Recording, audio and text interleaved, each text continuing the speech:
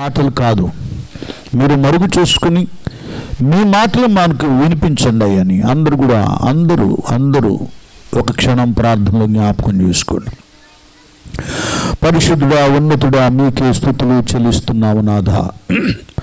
మీరు గొప్ప దేవుడై ఉన్నారు. ఈ ప్రాంతాన్ని, ప్రజలను మీరు ప్రేమించారు.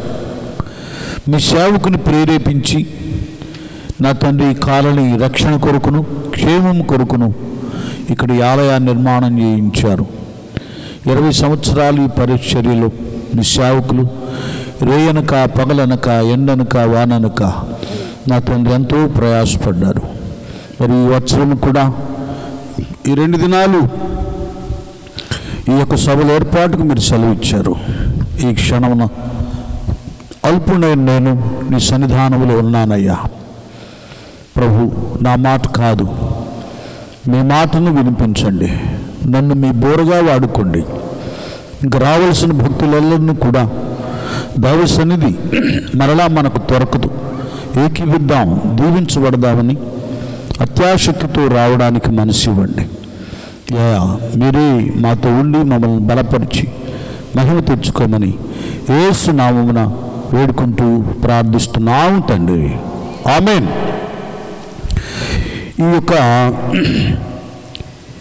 ఈ వార్షోత్సవ సందర్భంగా ఈ సభల విషయంలో దేవుని పిల్లలు ఒక వాక్యాన్ని ఇక్కడ వేయించారు. అది అందరికీ తెలుసు. ఇప్పుడు కాదు, మేము చిన్నప్పటి నుంచి కదా ఒక పాట కూడా ఉంది. ఆ పాట కూడా పాడుకునేవారు. అది మత్తయి సువార్త 11వ అధ్యాయము 28వ వచనం. చదవండి. ప్రయాసపడి భారము మోసుకొనుచున్న సమస్త జనులారా నా యొద్దకు రండి,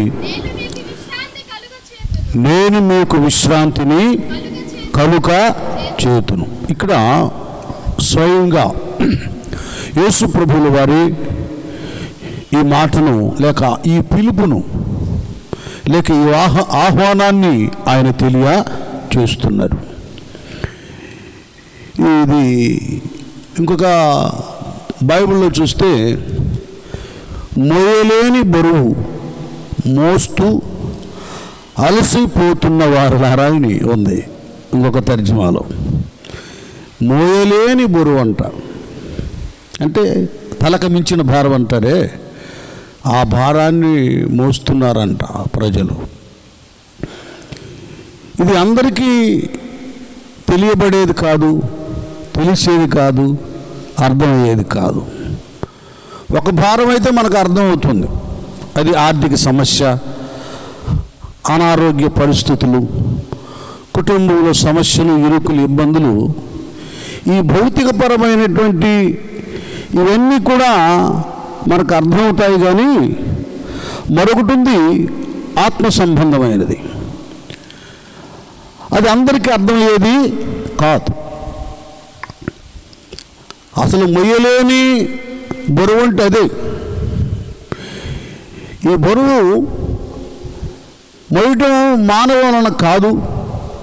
మరొకటి, ఈ బరువు, ఈ భారం మనుషుల్లో నుండి భూమి మీద పడుతుంది. ఇది భూమి కూడా మోసేది కాదు.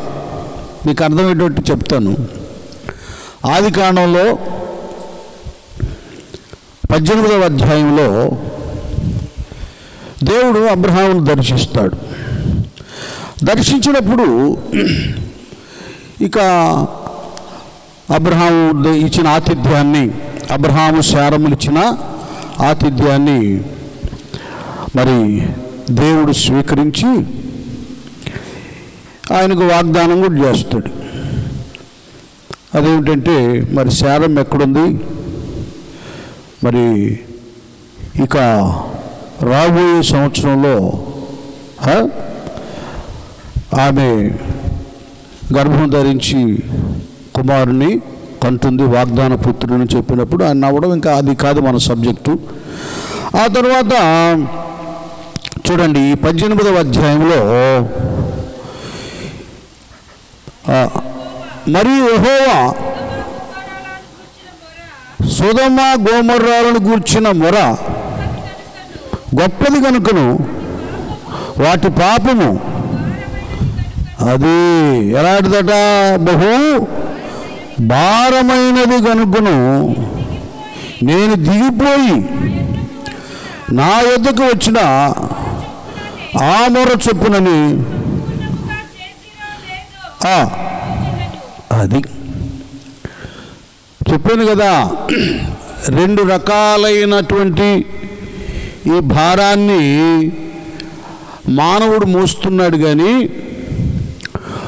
ఒక భారమే అతనికి అర్థమవుతుంది, ఈ కుటుంబాన్ని ఎట్లా కదా సాకాలి, ఏదాలి, నడపాలి, సంరక్షించాలి, ఈ ఆర్థిక సమస్య ఎలాగ తీరాలి, ఇలాగున ఈ భారం మాత్రమే తెలుస్తుంది. కానీ మరొకటి ఉంది, పాప భారం, అది అర్థం కావడం లేదు. కొన్ని పుళ్ళు ఉంటాయి, కొన్ని ఉంటాయి, ఆ రోగం వచ్చినప్పుడు శరీరానికి అది అర్థం కాదు,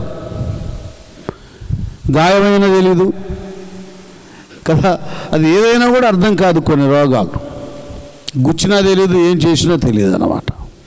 తీరా చూస్తే ఆ శరీర వ్యాధి, ఆ రోగం చివరికి ప్రాణానికి హానికరం అన్నమాట.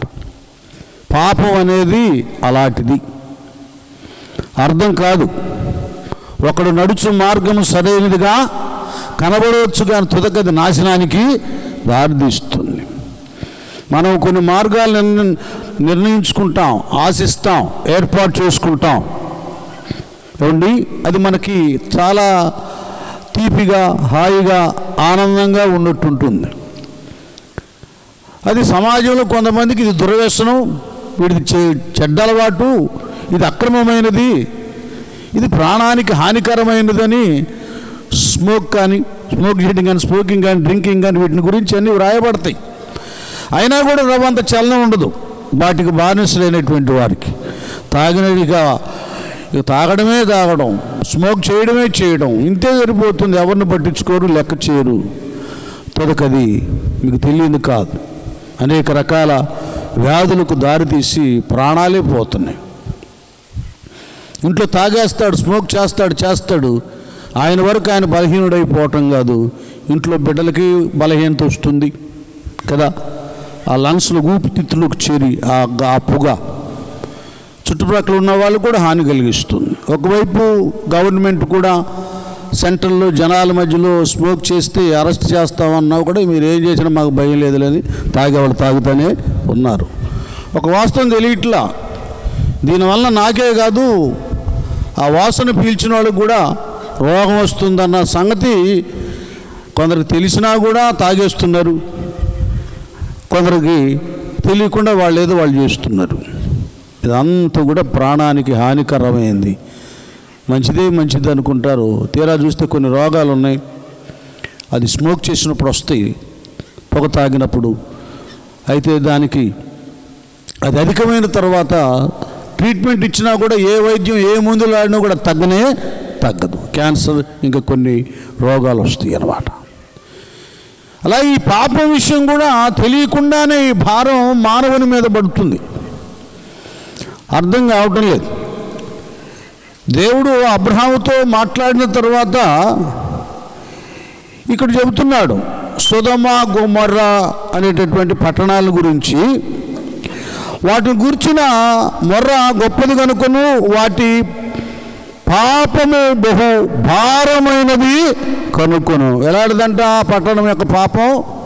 బహు భారమైనది. ఎంత భారమైందంటండి, నీకు చెప్తున్న అర్థమేట్టుగా, నేను దిగిపోయి నా యొద్దకు వచ్చిన ఆ మొర్ర చొప్పుననే వారు సంపూర్ణముగా చేసిరో లేదో చూచెదను, చేయని ఎడల నేను తెలుసుకుందును. నేను అంటే ఏమైందంటే ఆ పట్టణం దేవునికి మొర్రపెట్టింది. ఆ గడ్డ, ఆ భూమి, ఆ ప్రాంతం వరకు పాపం అధికమైపోయింది.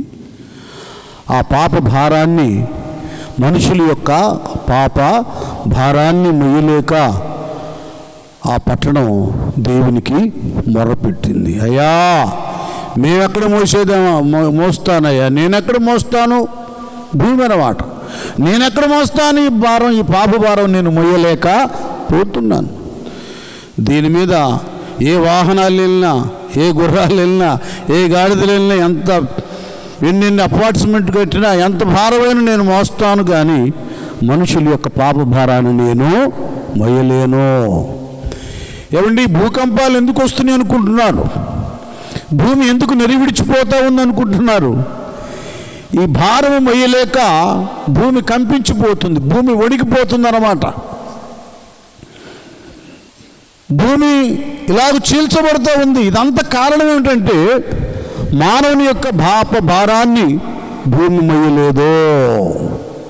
అది ఇక్కడ సొదొమ గొమొర్రా అనే పట్టణాలు, వాళ్ళు చాలా భయంకరులు. ఆ పట్టణంలో ఉన్న ప్రజలు దుష్టులు, పాపాత్ములు, నీచమైన కార్యాలు చేసేవారు. వారికి దేవుడంటే భయము భక్తి లేదు. తింటున్నారు, త్రాగుతున్నారు, ఇల్లు కట్టుకుంటున్నారు, పెళ్ళిళ్ళు చేసుకుంటున్నారు, వదిలిపెడుతున్నారు, మళ్ళీ చేసుకుంటున్నారు. చిన్న పెద్ద వాయు వరుస ఏది కూడా లేనే లేదు. వీడు పురుషుడే అని లేదు, స్త్రీ అని లేదు, అన్ని రకాల దుర్మార్గమైనటువంటి పాప కార్యాలు జరిగిస్తున్నారు. ఈ భారం అంతా ఆ భూమి మొయ్యలేకపోతూ ఉంది. అది పాపం ఎక్కడుంటుందో అక్కడ దుష్ట ప్రభావం ఎక్కువ ఉంటుంది. ఆ భారం అధికమైపోతుంది. అక్కడ శాపం వస్తుంది, శాంతి సమాధానం ఉండదు. ప్రజలు అల్లరికి, అక్రమానికి, అవినీతికి, తినటానికి, త్రాగడానికి, గంతులు వేయటానికి మాత్రమే ప్రాధాన్యత ఇస్తారు. దేవుడంటే భయము, భక్తి, ప్రార్థనలు, నీతి, సమాధానం ఇలాంటి ఏవి ఉండవు. అది నేను వెళ్తాను అబ్రాహం, అక్కడికి వెళ్తాను, ఎందుకంటే నువ్వు ప్రవక్తవు కనుక మేము మీకు చెప్పకుండా మేము ఏ పని చేయం. నాన్న వినండి, ఎందుకు ప్రార్థనా మందిరాలు, ఎందుకు పాస్టర్లు అంటే ఆ ప్రాంత ప్రజల యొక్క సంరక్షణ కొరకు. వారు పాప భారం నుండి ప్రత్యేకించబడి ఆ భారాన్ని తొలగించుకొని, ఆ పాప భారాన్ని బట్టి నష్టం, కష్టం, శాపం, మరణాన్ని పొందుకోకుండా వారు విమోచించబడటానికి దేవుడు ఆ ప్రదేశాల్లో సేవకులను కావలివానిగా ఏర్పాటు చేసుకుంటాడు. యెహెజ్కేలు గ్రంథం 33వ అధ్యాయంలో దాని గురించి ప్రవక్త తెలియజేస్తున్నాడు. ఏంటి పరిస్థితి? సేవకులంటే ఎవరు? ఎందుకు వారు? మనుషుని పాపాన్ని బట్టి దేవుని ఉగ్రత ఖడ్గం మనుషుల మీదకు రాబోతుండగా దాని నుండి తప్పించుకుంటానికి, వారి దుష్టత్వం నుండి తొలగి మారు మనసు పొంది పవిత్రులుగా తీర్చబడటానికి. నరపుత్రుడా,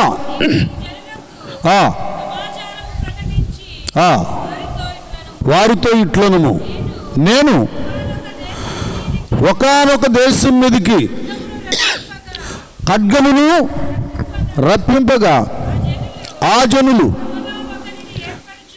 తమలో ఒకరిని ఏర్పరచుకొని కావలిగా నిర్ణయించిన ఎడల అతడు దేశం మీదకి ఖడ్గము వచ్చుట చూచి బాకా ఊది జనులను హెచ్చరిక చేసిన. నన్ను ఒక్క నిమిషం అలాగున్నాను. ఈవేళ ఈ 2 దినాలు ఈ పెద్ద బాక్సులు పెట్టి, ఎందుకు ఈ నాదం, ఈ పెద్ద శబ్దం ఎందుకంటే లోకం మీదకి రాబోయే తెగులు. ఇప్పుడు కరోనా ఇలాంటివి వచ్చినాయండి, బ్లాక్ ఫంగస్ అని కదా, రకరకాలు వచ్చేసినాయి. ప్రపంచంలో లక్షల మంది ప్రజలు చనిపోయారు. ఏమన్నా మనందరికీ తెలిసిందే. ఇంకా ఇలాంటివి మానవుని యొక్క పాపాన్ని బట్టి, అవిధేయతను బట్టి ప్రపంచం మీదకి, భూమి మీదకి ఇంకా అనేకం రాబోతున్నాయి. ఆ రాబోయే ఉగ్రత నుండి, శిక్ష నుండి మానవుడు తప్పించుకుంటానికే ఈ సువార్త సునాదం. ఈ శబ్దం ఏమిటంటే మన మీద పడుతున్న పాప భారం భూమికి పెద్ద భారం అయిపోయింది. దేవుడికి మొరపడుతుంది భూమి, దేవుడేమో భూమి మొరను ఆలకించి దీన్ని శుద్ధి చేయడానికి ఉగ్రతను భూమి మీదకి పంపించబోతూ ఉన్నాడు. అంచెల వారీగా ప్రపంచం జనాభా హరించుకుపోతూ ఉంది. ఇది పెద్ద పండితులు కూడా అర్థం చేసుకోవడం లేదు. ఇంకదేదో వాడేదో కనిపెట్టాడు, వీడేదో కనిపెట్టాడు, ఆడేదో చేశాడు, వీడేదో పంపించాడు అనుకుంటున్నారు. కానీ అసలు ఇలాంటి తెగులు, నష్టం, కీడు రావడానికి కారణం ఏమిటో జనాలకు అర్థం కావడం లేదు. కనుక అలాంటివి ఇంకనేకం రాబోతున్నాయి. కనుక మీరు దేవుని వైపు తిరగండి, మీ మనస్సు మార్చుకోండి, పాప భారాన్ని మీ మీద నుండి తొలగించుకోండి, మొయ్యలేని భారం ఇది అని తెలియచేయటానికి ఈ సునాదం, ఈ నాదం, ఈ శబ్దం, ఈ ధ్వని, ఈ వాక్యం. రండి రండి యేసుని యొద్దకు రమ్మనుచున్నాడు. రండి రండి యేసుని యొద్దకు రమ్మనుచున్నాడు. ప్రయాసపడి భారము మోయువారలు, ప్రయాసపడి భారము మోయువారలు ప్రభుని చెంతకు పరుగిడి వేగము, ప్రభుని చెంతకు పరుగిడి వేగము. రండి రండి యేసుని యొద్దకు రమ్మనుచున్నాడు.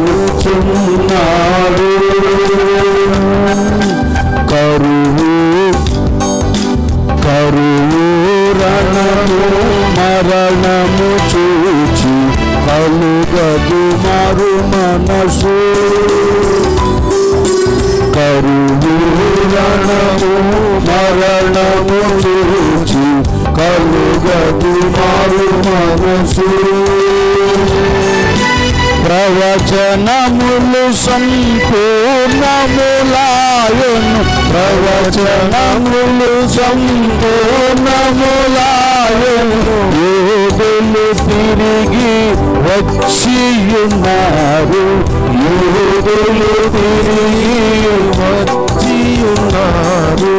రండి రండి యేసుని యొద్దకు రమ్మనుచున్నాడు.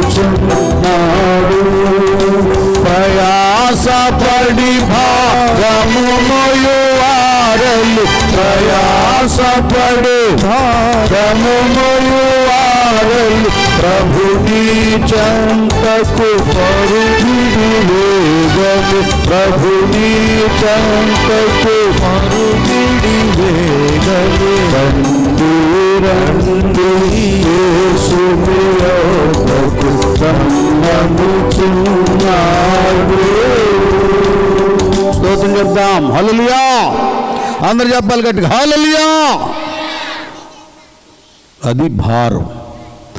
ఆ భారం మనం తొలగించుకుంటానికి, రాబోయే ఉగ్రతలను తప్పించుకుంటానికి ఇక్కడ ఒక కావలి వాణిని, నతానీయులు అనబడే ఒక కావలి వారిని దేవుడు ఏర్పాటు చేసుకున్నాడు. ఆయన ప్రతి ఉదయం సాయంకాలం ఆ సమయాల్లో, నేను సాయంత్రం 7 గంటలకు వచ్చినప్పుడు రేడియోలో నుండి వచ్చే ఆర్ఆర్కే మూర్తి గారి సందేశాన్ని వారు పెడతారు. నేను బాకాలో విన్నాను. రాజా దగ్గరికి వచ్చినప్పుడు వింటూ ఉండేవాడిని. ఏంద్రా ఈ గొడవనే అనుకోవచ్చు, మీది గొడవ కాదండి. రేపు రాబోయే ఉగ్రత నుండి మనం తప్పించుకుంటానికి ఇది మేల్కొలుపు. రే లారీ వస్తుందా, తప్పుకో అని కేకేస్తారే. లారీలా దూసుకొని వస్తున్నప్పుడు, అరే పైనుంచి రాళ్ళు పడుతున్నారా, తప్పుకుండా అని కేకేస్తారే. అది శిక్షణ తప్పించుకుంటానికి. చాలామందికి ఇది అర్థం కావడం లేదండి. ఇదేదో మతపచారం అని కొందరు, ఏదో డబ్బుల కోసమని మరికొందరు, ఏదోలే వాళ్ళ ఆచారాలని కొందరు. ఆచారం కాదు, మతం కాదు, డబ్బులు కాదు. డబ్బులు సంపాదించాలంటే ఆయన యవన ప్రాయం నుంచి ఎన్నెన్నో విద్యలు ఎరిగిన వాడు, సంపాదించుకోవచ్చు ఎంతైనా. ఏమండి, ఇక్కడ ఎన్ని వేల మంది వస్తున్నారు, ఎన్ని కోట్ల రూపాయలు ఇస్తున్నారు, దానికోసం కాదుగా. నశిస్తున్న ఆత్మల రక్షణ కొరకు మనుషుల్లో మొయ్యలేని భారం సాతానుగాడు వేస్తూ ఆ పాప భారం నుండి వాళ్ళని విడుదల వారు కలుగు చేసి నిత్య జీవానికి వారసులుగా చేయడానికే ఇక్కడ ఆయన ఈ మైక్లో నుండి కానీ ఇలాగ సభలు పెట్టి కానీ ఈ వాకానాదాన్ని వినిపింపు చేస్తున్నాడు. ఇది అర్థం చేసుకోవాలి. ఇక్కడున్న ప్రజలు ఎక్కడెక్కడ మందిరాలకు వెళుతున్నారో మీరందరూ కాలనీ కోసం, ఏవియన్ కాలనీ కొరకు, వాళ్ళ రక్షణ కొరకు ప్రార్థన చేయాలి. అది ఇక్కడ ఎలాగుందంటే మనోళ్ళు ఈ భక్తులు రక్షణ పొందుకొని ప్రార్థనకి వెళుతున్న వాళ్ళు ఇలా కూటాలు పెడితే రారు. ఇదంతా వెళ్దాం, మనం ఎప్పుడు వెళ్ళేది కదా, ఏకీపిద్దాం అనే మనసు చాలామందికి రాదు. మీకు మీరే, మాకు మేమే. ఏంటో వాళ్ళు ఎవరిని ఆరాధిస్తున్నారు, వీళ్ళని ఎవరు ఆరాధిస్తున్నారు, ఇలాగైపోయింది పరిస్థితి. లేదు, ఇలాంటి సమయంలోనే ఏక మనసుతో ప్రార్థన చేస్తే దేవుడు అద్భుత కార్యాలు చేస్తాడు. కనుక అసలు విషయానికి వద్దాం. ఈ భారాన్ని తొలగించడానికి ఏమంటాను అన్న తర్వాత యెహెజ్కేలు గ్రంథంలో బాకానాదం వినియును జాగ్రత్త పడనందున ఖడ్గము వచ్చి వారి ప్రాణము తీసిన ఎడల వాడు తన ప్రాణానికి తానే, అది అక్కడ కావలివాడయ్యో ఖడ్గం మీద పడబోతుందో హో అని కాకేశాడు. వేలుకొని తప్పించకపోతే తన ప్రాణానికి అతడే ఉత్తరవాది. ఎన్నా కూడా నాకు కాదులే, ఏంటి గొడవలే అనుకుంటున్నారే, అది రేపు తెలుస్తుంది. ఈ విషయం మీకు ఇక్కడ అర్థం కాదు. పెద్ద అపోస్తుడు ఆయన, పౌలయ్య గారు ఉన్నప్పుడే వినలా. అందుకని ఆయన ఏమన్నాడంటే, సిలువను కూర్చున్న వార్త నశిస్తున్నటువంటి వారికి వెర్రితనం, ఏదో పిచ్చిలే అనుకున్నారు. పిచ్చి కాదు నానా, పిచ్చి కాదు, మంచి ఇది, జ్ఞానం ఇది. నరకం నుండి తప్పించేటటువంటి వార్త సిలువ వార్త. నీకు విలువలు పెంచుతుంది ఈ వార్త. ఈ దినాన, ఈ 2 దినాలు ఇంకా మీరు వినాలని ఈ బాకానాదం చేయబడింది. రండి, మీకు తెలియబడని భారం ఒకటి, అది ఎలాంటిదట, మోయలేని బరువు మీకు తెలియకుండా మోస్తున్నారు. మానసికంగా కురిగిపోతున్నారు. పీడకలలు, చీకటి, దుష్టశక్తులు, కేకలు, పెడబొబ్బలు అర్ధరాత్రి వేళ పెడుతున్నారు. ఈ పాప భారం అధికమై దుష్టుడు చీకటి ఆవరించి ఈ గలిబిలి గందరగోళం చేస్తూ ఉంటుంది.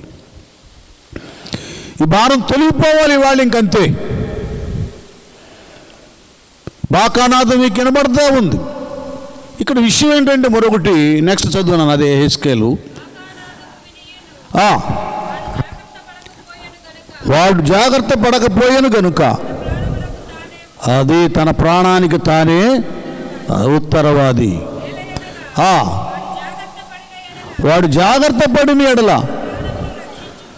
జాగ్రత్త పడి, బాబోయ్ ఈ సువార్త నాకే, ఈ వాక్యం నాకే, నిజమే ఈ పొరపాట్లు చేస్తున్నాను, ఈ బలహీనతలో ఉన్నాను కదా, ఇక మానేస్తాను, నాకు ఈ పాపం వద్దు, శాపం వద్దు, నరకం వద్దు, ఈ పాప భారం తొలగిపోవాలి, విశ్రాంతిని కలుగు చేసి యేసులో నేను బ్రతకాలని ఒక తీర్మానానికి వస్తే బాగుపడతాడు. ఏమంటున్నాడమ్మ అక్కడ, ఏమంటున్నాడు, అది మళ్ళీ చదువు. జాగ్రత్త పడిన ఎడల అది ప్రాణాన్ని రక్షించుకుంటాడు. ఇక్కడ మాకు ఒక లింక్ పెట్టాడు మళ్ళీ. అయితే కావలివాడు ఖడ్గము వచ్చుట చూచి బాకా ఓదనందుట చేత జనులు అజాగ్రత్తగా ఉండుటయు ఖడ్గము వచ్చి, చూడండి, వానిలో ఒకటి ప్రాణము ఆ ఖడ్గము తీయటయు తటస్థించిన ఎడల వాడు తన దోషమును బట్టి కావలి వాని యొద్ద వాని ప్రాణమును గూర్చి, అది ఎందుకండి ఈయన ఏమున్నాయని ఈ భారం ఇదంటే, ఈయన కావలి వాడండి. ఇక్కడ ఈ 2 సంవత్సరాలు భయంకరమైనటువంటి కరోనా వైరస్ వలన లక్షల మంది ప్రజలు ప్రాణాలు పోయినాయి. ఎన్నో కుటుంబాలు చిన్నాభిన్నమైపోయినాయి. ఆర్థిక వ్యవస్థ దెబ్బతింది, మనుషుల్లో బలహీనత ఇంకా ఆవరించి ఉంది కదండి. ఇవన్నీ చూస్తున్నాడు దైవజనుడు, కావలివాడు. కనుక ఇప్పుడు చేయవలసింది ఏంటంటే, సమయం దేవుడిచ్చాడు ఈ సంవత్సరం కొందరు సమకూడటానికి. గవర్నమెంట్ పర్మిషన్ ఇచ్చింది ఇలాంటి సభలు ఏర్పాటు చేయడానికి. ఇది ఒక అవకాశం దేవుడిచ్చాడు కనుక ఏం చేయాలి కావలివాడు? ఇంకేముంది, బాగుంది కానీ అయినా కూడా నా దగ్గర ఏం డబ్బులు లేవు ఏమండి, నేనేమి ప్రయాసపడతాను, అంత హుషారు లేదు, అంత డబ్బులు లేవు, సహకరించే వాళ్ళు లేరు అని మౌనంగా ఉండలేదు దైవజనుడు. ఇంకంతే. సువార్త వినిపించకపోతే, బాకానాదం చేయకపోతే ఏమండి, ఖడ్గం వచ్చి ఆ వ్యక్తుల మీద పడ్డప్పుడు, వాళ్ళ ప్రాణం పోయినప్పుడు, ఎందుకంటే వాళ్ళు ఖడ్గం పడబోతుండగా బాకానాదం చేయలా, మేల్కొల్పు కలుగు చేయలేదు దైవ సేవకుడు కావలివాడు. కనుక వారు నిర్లక్ష్యంగా ఉంటారు. సువార్త వినపడకపోతే, వాక్యం వినపడకపోతే, మనుషులకు దేవుని వాక్యం వినిపించకపోతే, ఇక వాళ్ళు నిర్లక్ష్యంగా టీవీల దగ్గర కూర్చొని సీరియల్ చూసుకుంటా, సినిమాలు చూసుకుంటా, వీటిని చూసుకుంటా వాటిలోనే ఆనందిస్తుంటారు. తుదకు ఆనందం ఏమంటే నష్టం వలన, తెగులు వలన దుఃఖంగా మారిపోద్ది. ఈ విషయంలో దైవజనుడు శ్రద్ధగా ఉండి, మెలకువగా ఉండి, అయ్యో అది కాదు, మీరు వినవలసిన దేవుని వాక్యం, మీ పైన ఉన్నటువంటి పాపహారాన్ని తొలగించుకోవాలి, మరొక వైరస్ తెగులు భూమి మీదకి రాబోతుంది, దాని నుండి సంరక్షించబడాలంటే దేవుని దగ్గరికి రావాలి అని బాకానాదం దైవ సేవకుడు చేయాలి. గట్టిగా చప్పట్లు కొడదాం, అందరం కొడదాం. ఇది అవసరం అండి. దైవజనుడు అందుకు ఈ 2 దినాలు ఇలాగూ ఈ యొక్క బాక్సులు ఇవన్నీ ఏర్పాటు చేసి ఈ బాకానాదం చేస్తున్నాడు. ఎందుకంటే రేపు దేవుడు ఆయన లెక్క అడుగుతాడు. కాలనీలో నిన్ను కావలివానిగా నిర్ణయిస్తే నువ్వు నిద్రపోతున్నావు, అంత ఖర్చు అవుతుంది, ఇంత ఖర్చు అవుతుందని నువ్వు నిర్లక్ష్యం చేశావు, ఆత్మలు నష్టపోవడానికి నీవే కారకుడు అని రేపు దేవుడు లెక్క అడుగుతాడు నాయన.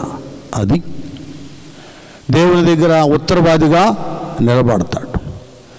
కనుక ఇక్కడ సొదొమ గొమొర్రా పట్టణాల విషయం కూడా డైరెక్ట్గా ఆ భూమి దేవుడికి ఏం చేసిందంటండి, ఏం చేసింది నాన్న, గట్టిగా మొర్రపెట్టింది. అయ్యో ఈ పాప భారం నేను ఎక్కడ మోస్తానయ్యా దేవుడా, నా వలన కాదు, ఈ భారాన్ని నా మీద నుండి తుడిచి వెయ్యి. నాన్న బైబిల్ తెలుసు చాలామందికి. ఆదికాండం 6వ అధ్యాయం నోహు దినాల్లో కూడా ఎందుకు జలప్రళయం వచ్చిందంటే, ఆ భూమి మీద అప్పుడున్న జనరేషన్ ఎన్ని లక్షల మంది ఉన్నారో, ఎంతమంది ఉన్నారో భూమి మీద, భూమి ఎంతవరకు విస్తరించిందో అంతమట్టుకు ప్రజలలో ఒక్కడును నీతిమంతుడు లేడు. ఒక్కడు మాత్రమే, నోహు అనేటటువంటి ఆయన మాత్రమే దేవుని దృష్టికి నీతిమంతుడు, నిందారహితుడు, దేవునితో నడుస్తున్నాడు, దేవుని కృపను పొందుకున్నాడు.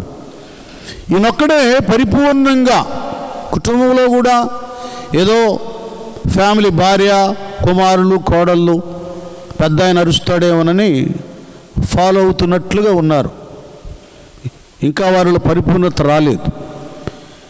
ఈయనొక్కడే దేవునికి ఇష్టడుగా ఉన్నాడు కనుక ప్రపంచం మీద లేక లోకం మీద జరగబోయేటటువంటి ఈ విపత్తు, ఆ నాశనము, జలప్రళయాన్ని గురించి దేవుడు నోవహుతో మాట్లాడాడు కదా. నరుల చెడుతనము భూమి మీద గొప్పదిగా ఉందంట కదా. భూమి బలత్కారముతో నిండి ఉన్నది, నరులు తమ మార్గాన్ని చెరిపి వేసుకున్నారు. అంత భయంకరంగా ఉంది. అప్పుడు కూడా హిస్టరీలో మిగిలింది జలప్రళయం అనేది. అరారాత్ పర్వతం దగ్గర ఆ ఓడ, నోవహు ఓడ వంతం, ఆ పరిశోధకులు అదంతా చూసి, అదంతా ఆధారంతో ఆ గ్రంథంలో ఉన్న విషయాలన్నీ కూడా పరిశీలన చేసి ఇది నోవహు ఓడని తోల్చి చెప్పేశారు. సాక్ష్యం ఉంది. అది దేవుని మాటలు వ్యర్థం కాదు. బైబిలు కల్పన కవుల చేత కల్పించబడి వ్రాసింది కాదు. వీరి ద్వారా ఇది ఇతిహాసం కాదు. ఎవరో వారి చమత్కారపు ఆలోచనలతో రాసింది కాదు. ఇది చరిత్ర. సృష్టి యావత్తు ఎలాగూ చేయబడిందో సమస్తం ఇందులో వ్రాయబడి ఉంది. నోవహు అనేటటువంటి భక్తుడున్న దినాల్లో జలప్రళయం రావడానికి కారణం నరుల చెడుతనం గొప్పగా ఉంది, భక్తిలో ప్రార్థనలో కాదు. దేవుడు చూచాడు, వాళ్ళు వినటం లేదు. నోవహు తెలియచేశాడు, జలప్రళయం అనేది ఒకటి వస్తుంది భూమి మీదకి. మనుషులు దుర్మార్గంతో నిండి ఉన్నారు కనుక భూమిని నేను శుద్ధి చేయబోతున్నాను నీటి ద్వారా. నీవు నీ ఇంటి వారి రక్షణ కొరకు ఒక ఓడను సిద్ధం చేసుకున్నాడంతే. వినండి ప్రియ దేవుని పిల్లలారా, కాలనీ వాస్తవ్యులారా, ఒక దినం రాబోతుంది, పంచభూతములు మిక్కుటమైన వేండ్రముతో లయమైపోతాయి. భూమి, ఆకాశము, తర్వాత అగ్ని, తర్వాత చెప్పాలి గట్టిగా, గాలి, నీరు. ఈ అన్నీ ఏమైపోతాయి? లయమైపోతాయి. ఆ గడియ రాబోతుంది. లయమైపోవడానికి కూడా ఈ శాస్త్రవేత్తలు పరిశీలన చేశారు. భూమిని, ఈ భూగోళాన్ని పరిశీలన చేసినప్పుడు ఏమండి, కొన్ని వందల అడుగుల మందంతో లావా చుట్టబడి ఉంది భూమికి. అగ్నిపర్వతాలు అంటారు చూసావా, ఎలాగ పగిలిపోతాయో. ఏ గడిలో ఈ భూమి రగులుకుంటుందో అర్థం కాని పరిస్థితి. ఆకాశంలో కూడా ఈ దేశస్తులు దాన్ని పంపుతున్నారు, ఆ దేశస్తులు దాన్ని పంపిస్తున్నారు. అవన్నీ ఇప్పుడు శాటిలైట్స్ కొన్ని వందల వేలు అయిపోయినాయి. ఒకదానికొకటి ఎప్పుడు కొట్టుకుంటాయో, ఎప్పుడు రగులుకుంటుందో, అసలు ఆ పైన ఉండేటువంటి వాటిని బట్టి ఏమేమి అంతరించిపోతుందో అర్థం కాని పరిస్థితిలో ఉంది. శాస్త్రవేత్తలు కూడా తలబొట్టుకుంటున్నారు, బాబు ఎట్లా దీన్ని కాపాడేదని. అందుకు ఒక భక్తుడు పాట రాశాడు, పండు పండిన రీతిగా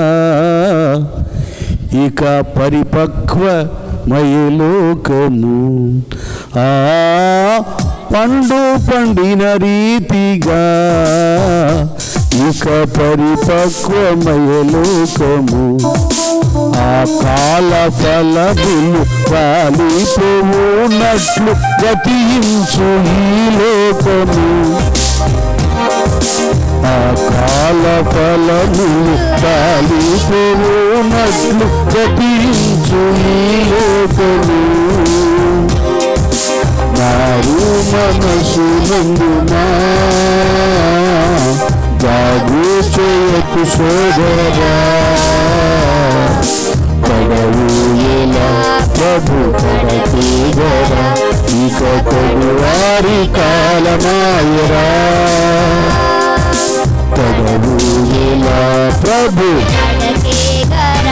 ఇక కొడువారి కాలమాయరా. స్తోత్రం, హల్లెలూయా హల్లెలూయా. కనుక ఆ దినాలలో, నోవహు దినాల్లో అప్పుడున్న ఆ ప్రజలు వారి యొక్క అవిధేయత పాపాన్ని బట్టి జలప్రళయం ద్వారా దేవుడు దాన్ని తుడిచి వేశాడు. భూమిని మరలా ప్రశాంతంగా చేశాడు, భారాన్ని తొలగించి. అప్పుడు దేవునికి అనుకూలుగా నోవహును బట్టి, ఆయన భక్తిని, ప్రార్థన బట్టి తన భార్య, కుమారులు, కోడళ్ళు మొత్తం 8 మంది దేవునికి అనుకూలుగా ఉన్నారు. పాపాన్ని దూరం చేసుకున్నారు కనుకని వాళ్ళు రక్షించబడ్డారు. ఇక్కడ ఈ సొదొమ గొమొర్రా దగ్గరకు వచ్చేసరికి ఇక్కడ భయంకరం అయిపోయింది. ఆ భూమి ఆ భారాన్ని మొయ్యలేక దేవునికి మొరపెడితే అబ్రహాం దగ్గర నుంచి దేవుడు వెళుతున్నాడు సొదొమొర్రాకి. చూద్దాం అసలు ఏంటి పరిస్థితి అని. ఆయనకి అన్నీ తెలుసులేంటి. ఇవన్నీ ఏంటంటే మన కనువిప్పు కలగడానికి సన్నివేశాలు ఇవి. అలా దేవుడు ఏర్పాటు చేశాడు, ఆయనకు అన్నీ తెలుసు. ఏమండి, అబ్రహాం ఉన్నాడు, ఆయనకి పెద్ద టైటిల్ ఉంది అక్కడ. ఆయన దేవునికి స్నేహితుడు, విశ్వాసులకు తండ్రి, ప్రవక్త, ప్రార్థనా పరుడు. రాజుతో అంటాడుగా, ఆయన ప్రవక్త బాబు, నీ కోసం ప్రార్థన చేస్తాడని. కనుక దేవుడు తన ప్రవక్తలకు, సేవకులకు చెప్పకుండా ఏ పని చేయడు. ఇప్పుడు సేవకులను కూడా మనం అలాగ ఎదగటంలో వచ్చిన తప్పులు ఏంటంటే, కొన్ని మనకు బయలుపరచబడకపోవడానికి కారణం అంత భక్తి శ్రద్ధలు కోల్పోయాం మనం. విషయాలు బయలుపట్టలేదు. వీళ్ళందరూ ఏమో అక్కడ ఇక్కడ ఆయన ఈయన బతికిచ్చా, నాన్న బ్రతికిచ్చా, ఆ రోగం పోయింది, ఈ రోగం పోయింది, ఇది పోయింది, అది పోయింది, ఆ దెయ్యం పోయిందని టీవీలో అయితే తెగ కనపడుతున్నారు. కానీ అసలు ఈ కరోనా వైరస్ ఎట్లా వస్తుందో ఇంతవరకు ఎవరు చెప్పారా? ఇప్పుడు కానీ బుద్ధి రావాలి. స్వస్థతల కొరకు పరిగెత్తే వాళ్ళకి బుద్ధి రావాలి. సంఘాలు వదిలిపెట్టి పరిగెడతారు, అక్కడ ఉంది ఇక్కడ ఉందని. ఎక్కడేం లేదు. వాళ్ళు ఎవరు ఏం చెప్పలేకపోయారు. ఏంటంటే వాళ్ళు వాళ్ళ పేరు కోసం, డబ్బుల కోసం టీవీలో కనపడుతున్నారు. కానీ దేవునికి దగ్గరగా ఉంటే ఇక్కడ అబ్రహాంతో మాట్లాడలేదా? సొదొమ కుమారుని నేనేమి చేయబోతున్నాను చెప్పేశాడు. దేవుడు చెప్తాడు.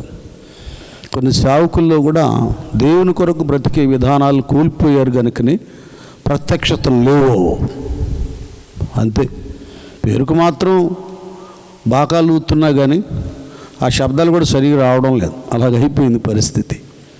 చెప్పేశాడు అబ్రహాం, నేను నీకు చెప్పకుండా ఏ పని నేను చేయను, సొదొమ గొమొర్రా పరిస్థితి ఇలాగుంది, నేను వెళ్తానంటే ఇంకా ఆయన వెంటబడ్డాడు.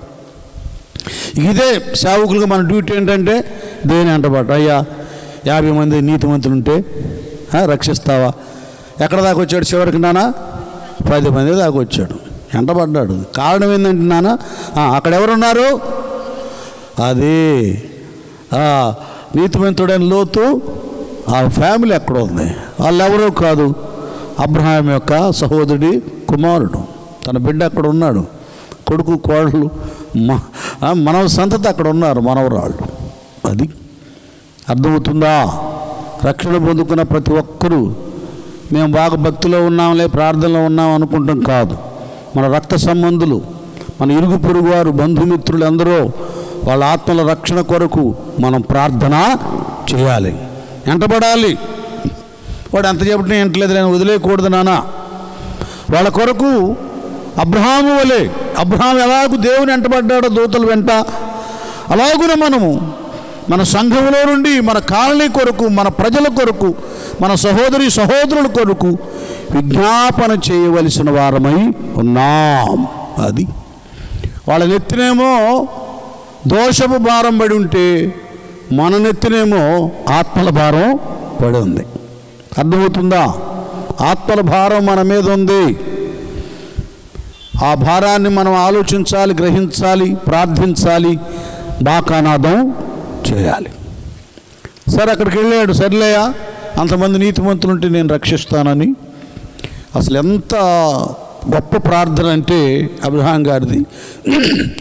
వాస్తవంగా 10 మంది లేరుగా, అయినా కూడా లోతు తన భార్య బిడ్డలు తడవు చేస్తున్నారు బయటికి రావడానికి.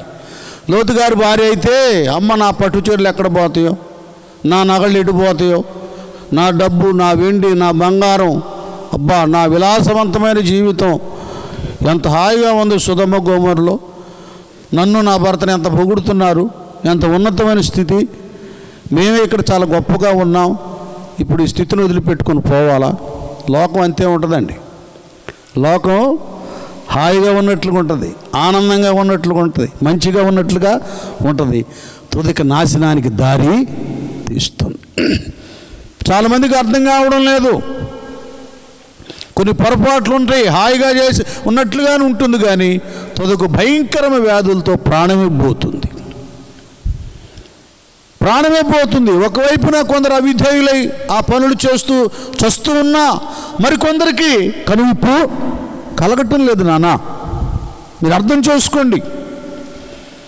దుర్వ్యసనాలలో, అక్రమ సంబంధాలలో జీవిస్తున్న ఏ కుటుంబాలు శాంతి సమాధానంతో ఉన్నాయి, సౌఖ్యంగా ఉన్నాయి, సుఖంగా ఉన్నాయి, మంచిగా ఉన్నాయి? మీరు ఆలోచించండి. ఇకనైనా మార్పు చెందాలి. దేవుని దూతలు అక్కడికి వెళ్ళి, రండయ్యా, రండి, దేవుడు ఈ పట్టణాన్ని నాశనం చేయబోతున్నాడని చెప్పిన రాదే లోతమ్మ. పోతా ఉంటుంది. చాలామంది స్త్రీలు వాక్యంలో చక్కగా జ్ఞానవంతురాలు తన ఇల్లును కట్టును. ఇంకొక మాట అన్నగమ్మా, 3 రాళ్ళు చేతులతో ఓడబెరుకును. అది చాలామంది స్త్రీలు కుటుంబాన్ని చేతులతో ఓడబెరుగుతున్నారు, పాడు చేస్తున్నారు. లోతమ్మ దేవుని మాట లోబడి అది విడిచి వెళ్ళిపోవాలని చూడట్లా, వెనక్కే చూస్తుంది. ఓ సహోదరులారా, మీ కుటుంబాలు క్షేమకరంగా దీవెనకరంగా ఉండాలంటే మీరు దేవుని దగ్గరికి రావాలి. దేవుని యందు భయభక్తులు కలిగి ఉండాలి. యెహోవా యందు భయభక్తులు కలిగి ఉండడమే జ్ఞానానికి మూలం. జ్ఞానవంతురాలుగా ఉండాలి. అప్పుడు మీ కుటుంబాలు దీవించబడతాయి. మార్పు లేని వారు మార్పు చెందుతారు. సమస్యలు తీరుతాయి. ఇంట్లో మునుపటి వలె గొడవలు, గందరగోళాలు, అల్లరి ఉండదు. సమాధానం, నెమ్మది ఉంటుంది. గట్టిగా చప్పట్లు కొడదాం అందరం. దేవునికి స్తోత్రాలు. బలవంతంగా ఇక వెనక్కు తిరిగి చూస్తుంటారు. బాబు ఎందుకు ఆలస్యం చేస్తావంటే, అయ్యా అంత దూరం బాగాలేను కానీ ఆ సోయర్ అని చిన్న ప్రాంతం ఉంది, అక్కడికి వెళ్తారన్నాడు లోతు. సరే రండి అని వాళ్ళని బలవంతంగా బయటికి లాక్కొచ్చేసాను. అలాగుంటుంది దేవుని ప్రేమ. ఎలాగుంటుందంటే, నువ్వు మారకపోయినా, నువ్వు సరిచేయబడకపోయినా దేవుడు నిన్ను వెంటాడుతూనే ఉంటాడు. పాస్టర్ల ద్వారా నీతో మాట్లాడుతూనే ఉంటాడు.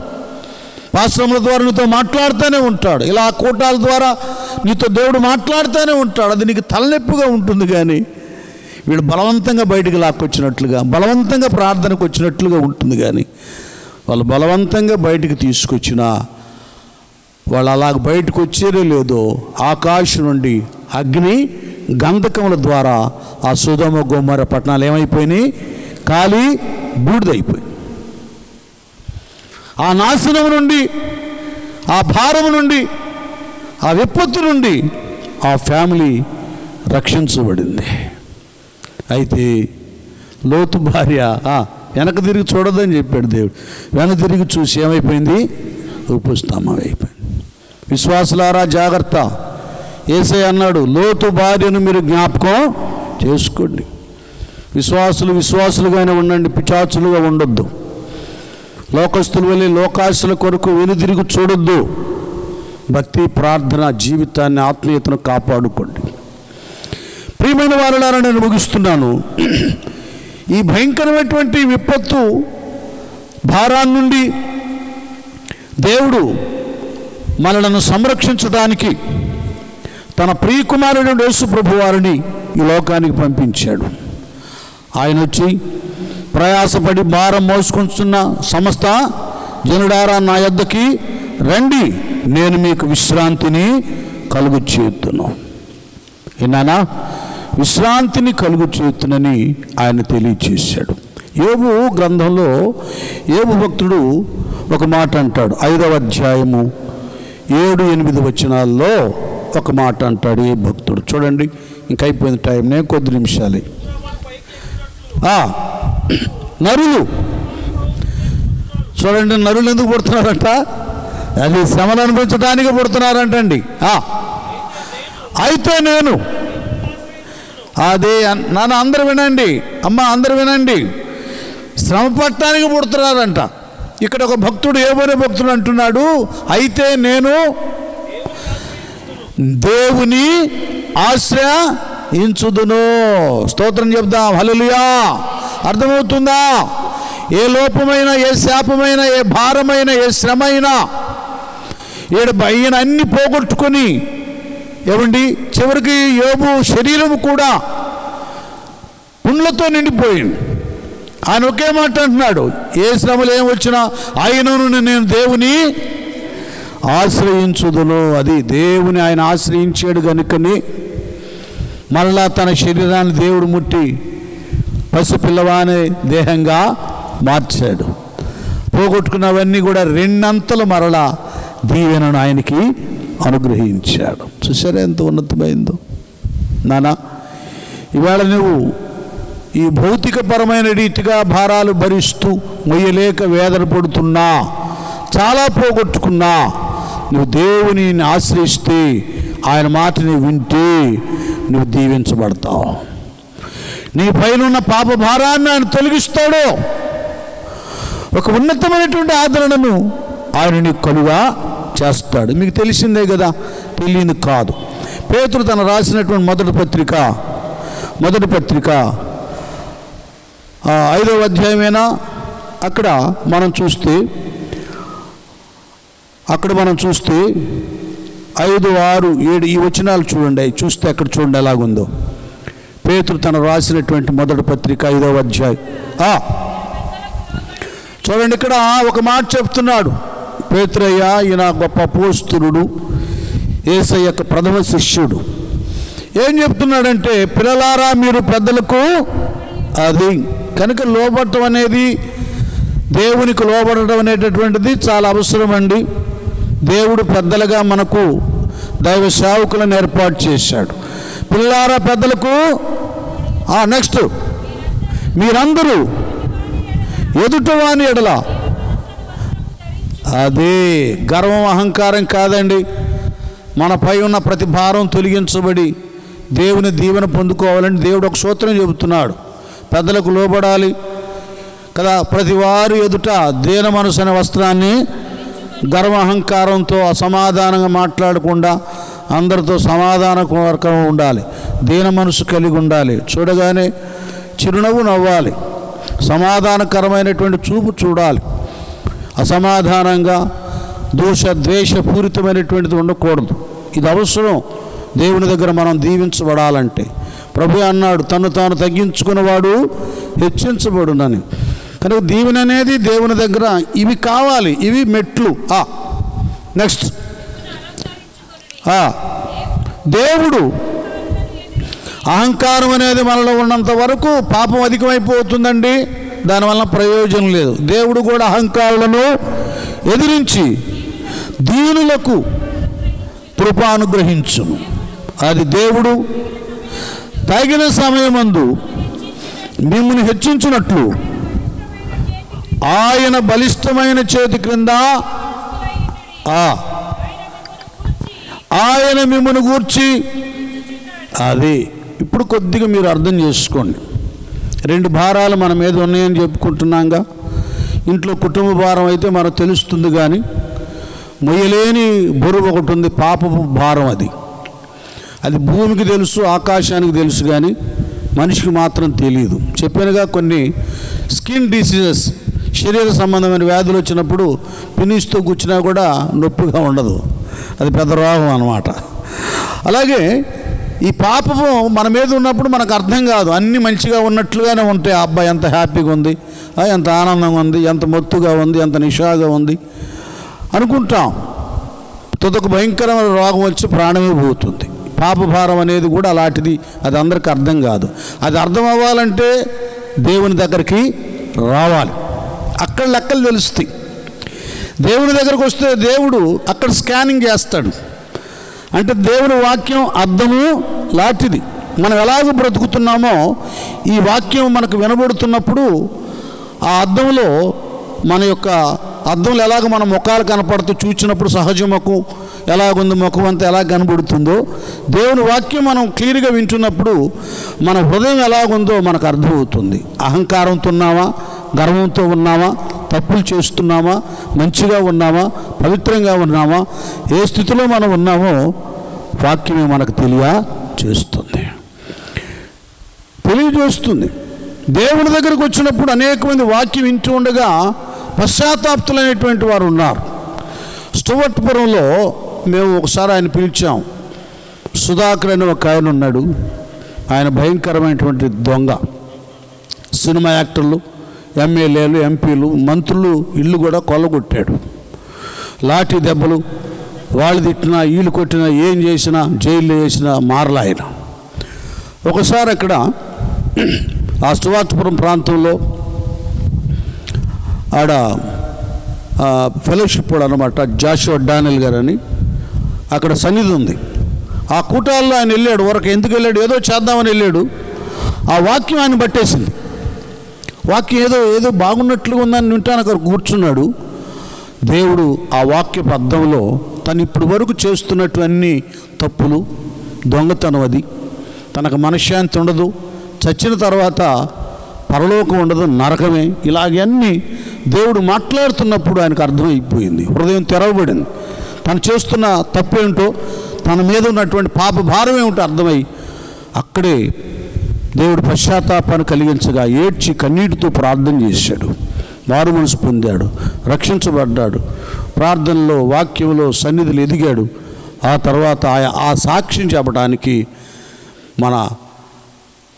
మన భారతదేశంలోనే ఆంధ్ర, తెలంగాణ మాత్రమే కాకుండా కర్ణాటక, కేరళ, మహారాష్ట్ర అనేక రాష్ట్రాలు వెళ్ళి సాక్ష్యం చెప్పాడు. నేను దొంగను ఒకప్పుడు, ఆ స్థితిలో చాలా చాలా ఘోరమైనటువంటి నేరాలు చేశాను, దేవుడు నన్ను మార్చాడు, నేను రక్షించబడ్డాను, నరకం నుండి నేను నా కుటుంబం తప్పించబడ్డాం అని సాక్ష్యం ఇచ్చాడు. మేము కూడా చాలా పర్యాలు ఆయన పిలిచాం.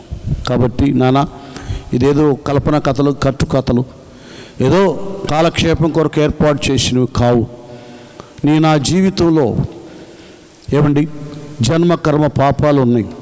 మాటలు, చూపులు, తలంపు ద్వారా ఎన్నో అంతరంగంలో దోషాలు ఉన్నాయి. ఈ భారం మన మీద ఉంది, ఇది తొలగిపోవాలి. సృష్టికర్త దేవుడు పరిశుద్ధుడు గనుక, పరిశుద్ధుడైన దేవుడు స్థాపించిన పరలోక రాజ్యములో మనం ప్రవేశించాలంటే మనం కూడా పరిశుద్ధులంగా మార్చబడాలి. పాపం మన మీద పెత్తనం చేయకూడదు, పాప భారం మన మీద ఉండకూడదు. దాన్ని తొలగించడానికి దేవుని కుమారుడు యేసు ప్రభువు వారు శరీరధారిగా ఈ లోకంలో అవతరించాడు. నరులందరి పాప క్షమాపణ కొరకు మన పాప భారమంతా శిలువ మ్రాను ద్వారా తల మీద వేసుకొని కొరడాలతో కొట్టబడి కలవరు శిలువలో రక్తం చిందించి, తండ్రి వీరేమి చేస్తున్నారు, వీరెరుగురు వీరిని క్షమించమని విజ్ఞాపన చేసి మరణించి మృత్యుంజయుడు మూడో దినాన లేచాడు. ఆయన దగ్గరికి వచ్చిన పాపం స్త్రీ పుణ్యస్త్రీగా మార్చబడింది. ఆయన దగ్గరికి వచ్చిన అక్రమం అన్యాయంగా సంపాదించిన జక్కయ్య రక్షించబడ్డాడు. కనుక ఇది మీకు అవకాశాన్ని దేవుడు ఇచ్చాడు. ఆ భారాన్ని తొలగించుకోండి, యేసయ్య దగ్గరికి రండి, ఆయన అడగండి, మీకు నెమ్మది, సమాధానం, రక్షణ, ఆనందాన్ని కలుగు చేస్తాడు. తల వంచండి, చిన్న ప్రార్థన చేసుకుందాం, ముగించుకుందాం. అందరూ కూడా తలలు వంచి ఒక్క నిమిషం అందరూ నాతో ఏకీభించండి.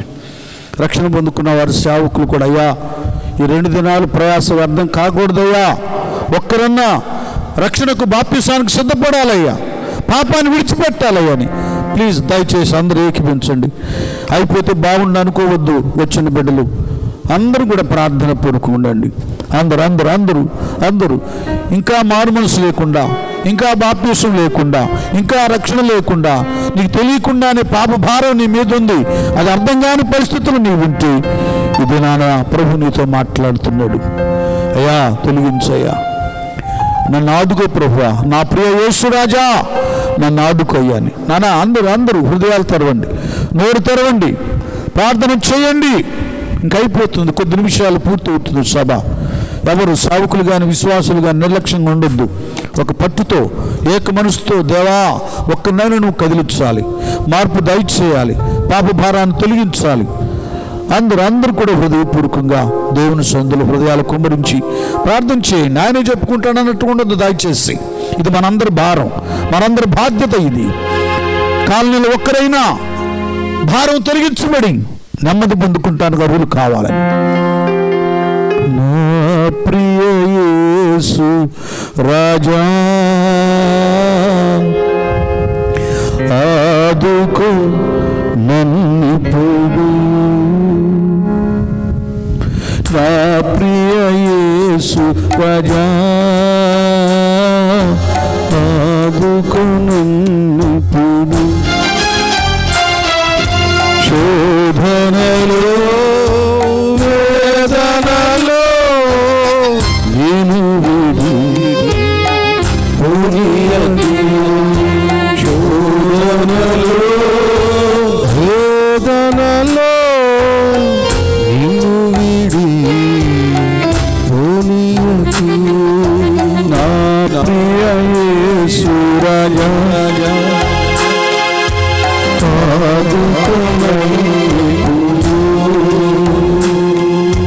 ప్రార్థన. ఒక్క క్షణం అందరూ ప్రార్థన చేయండి. ఇంకా మనం ఊహించుకుంటున్నాం.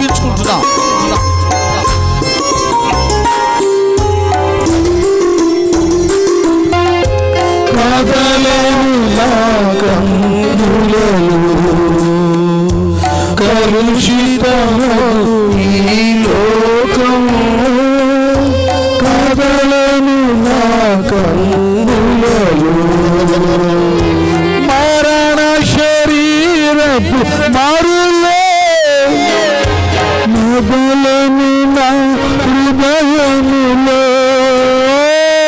మరణ శరీరపు మారులే మొదలను నా హృదయములో,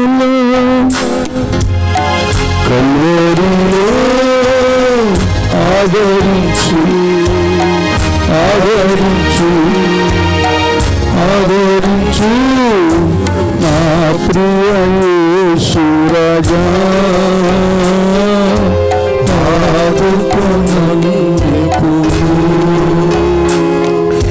నీ కృపలను నే మరచి కృతజ్ఞత వీడితి ప్రభువా, నీ కృపలను నే మరచి కృతజ్ఞత వీడితి ప్రభువా, హృదయము కఠినమైపోయే కరిగించి దీవించు దేవా, హృదయము కఠినమైపోయే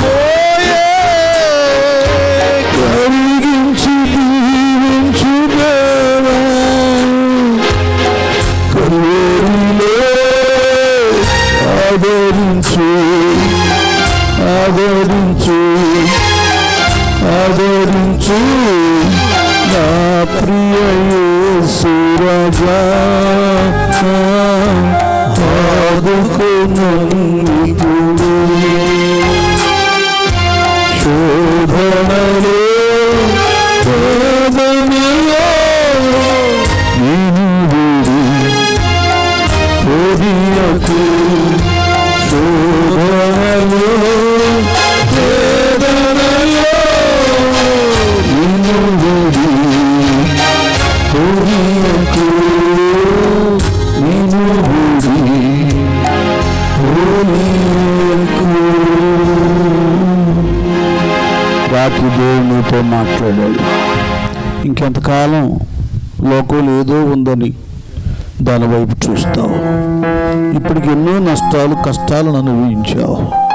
రా, నీ సమస్త భారాన్ని తొలగించి ప్రభువు నీకు నెమ్మదిని కలుగు చేస్తాడు. ఆ తీర్మానం నీకు వచ్చిందా? నాకు ప్రభు కావాలి, ఆయన అనుగ్రహించే నెమ్మది నాకు కావాలి, రక్షణ నాకు కావాలి, ఆయన బిడ్డగా నేను ఉండాలని నువ్వు తీర్మానం చేసుకుంటూ రాత్రి వేళ దేవుడు నీతో ఉన్నాడు. అయ్యా ప్రభువా, నాకు కావాలయ్యా, నీ సన్నిధి కావాలి, ఈ లోక సంబంధమైన ఈ బంధకాలు కట్లు నుండి విడిపించబడాలి, ఈ భారం తొలగించబడాలి. నువ్వు నాకు కావాలయ్యా, నేను నీ దగ్గరికి వస్తానయ్యా, నీ పాదాల చెంత వసిస్తానయ్యా, నీ ఆలయంలో కనబడతానయ్యా, నా హృదయం నీకు అర్పణ చేస్తాను ప్రభు అని తీర్మానానికి వస్తే నీ కుడి చేతులు పైకెత్తండి. నీకోసం సేవకు ప్రార్థన చేస్తాను.